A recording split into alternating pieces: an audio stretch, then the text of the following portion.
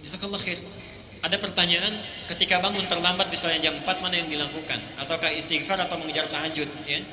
Bapak Ibu sekalian, kalau kita ukur-ukur misalnya jam 4 mau ke setengah 5, itu sudah mendekati waktu sahar. Sebetulnya pilihan terbuka bagi kita. Ingin tahajud silahkan, tidak dilarang. Ingin langsung kita beristighfar juga silahkan. Tapi supaya tidak rugi dua-duanya, kita lihat rumusnya. Yang paling standar kan tahajud itu diajarkan oleh Nabi 11. Ya.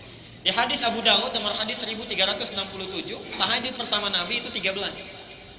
Ketika ada Ibnu Abbas di sampingnya itu 13. Sebelum menikah dengan Aisyah itu banyak ditunaikan, kadang lebih daripada itu. Karena itu Umar menunaikan sampai 23. Sekarang di Madinah sampai 33, itu kan qiyamul lailnya. Baik. Ketika berumah tangga dengan Aisyah, karena beliau sudah beranjak usianya semakin sepuh, Aisyah juga diberi contoh sesuai dengan kekuatan fisiknya, ditunaikanlah, dicontohkan yang standar, yang 11.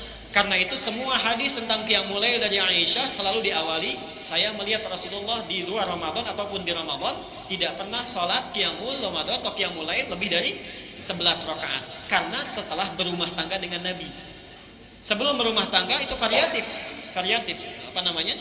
jumlah rakaat Nabi. Nah, di sini ada ajaran kepada kita, kalau kita ingin bisa menunaikan tahajud dengan yang standar, kita cari sampai 11. Oke? Ini yang paling standar. Sekiranya tidak mampu memenuhinya, boleh Pak, 2 rakaat juga boleh. 2 rakaat witirnya 1. 4 rakaat misalnya witirnya 3 atau witirnya 1, silahkan, banyak formasinya. Kalau bangun jam 4:4 sudah masuk waktu sahar, maka Bapak boleh sholat 2 rakaat tahajudnya, tutup witirnya 1, jadi dapat tahajudnya, tinggal masuk kepada waktu saharnya. Oke. Dan kadang-kadang tergantung bacaannya, makanya tambah bacaan Bapak. Kalau dari dulu sampai sekarang An-Nas lagi, itu bisa 11 rakaat 15 menit. Oke? Ayo, saya mau tekankan sebentar ya. Hadis Nabi At-Tirmidzi, catat hadisnya. Nomor hadis 2910. At-Tirmidzi nomor hadis 2910.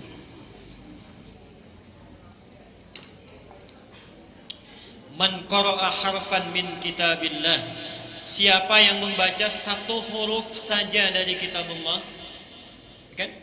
Falahu asyru hasanatin, maka baginya 10 kebaikan, kan? Walam aqul, dan saya tidak menyebutkan alif lam mim harfun. Alif lam mim itu satu huruf. Walakin alifun harfun, lamun harfun, mimun harfun.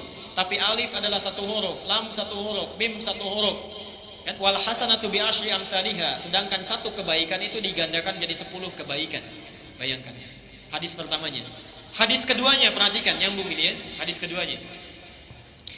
Orang-orang yang nanti akan masuk surga di pembukanya, nanti disambut oleh malaikat, dibukakan pintu surga, dikatakan kepadanya, salamun alaikum bima sabartum.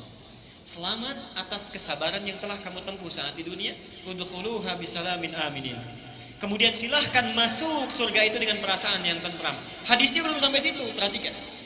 Ini surga ini ada tingkatan, ini tidak saya hapus. Tadi ada berapa level? 4. Jangan mudah mengucapkan 4. Di setiap level ini ada tingkatan lagi. Level 1 ada misalnya surga Aden, ada Firdaus, ada apa ini macam-macam. Setelah masuk ke pintu surga ini di sini, diminta kita diibaratkan dalam hadisnya, faqra warattil. Sekarang baca bacaan Quran kamu yang telah kamu baca selama di dunia itu, telah kamu hafalkan. Warattil, kemudian baca dengan tartil. Fa inna akhira qiraatika akhira manzilatika. Akhir bacaan kamu, disitulah tempat tinggal kamu.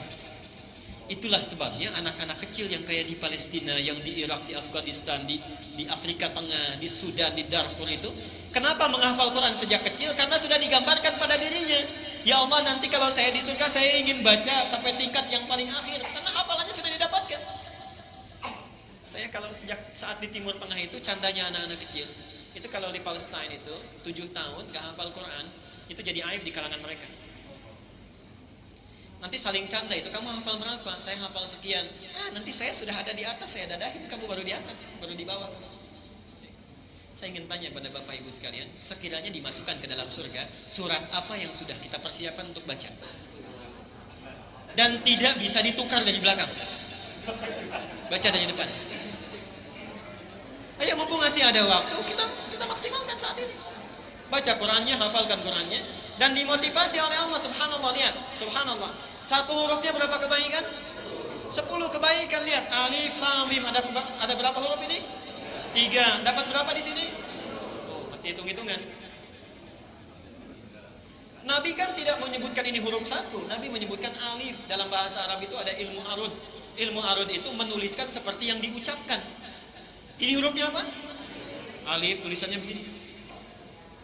Alifun harfun. Berapa huruf? 3. Masih hitung-hitungan juga. Ini huruf apa? Hamzah. Sudah 4. Ini huruf apa? Ha.